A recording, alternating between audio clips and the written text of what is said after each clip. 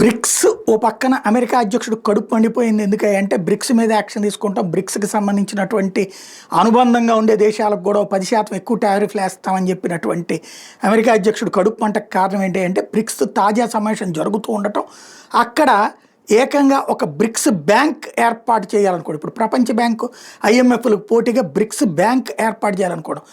ఆయన బెదిరించినందుకు బెదరకుండా మరింత సీరియస్గా బ్రిక్స్ సమావేశంలో ఈ నిర్ణయం తీసుకున్నారు. Initiative to create within BRICS a new investment platform that will take into account the new BRICS Development Bank. The carrying out of this initiative will allow us to create the new development bank and to turn it into an innovative instrument for development that would not be affected by outside agendas.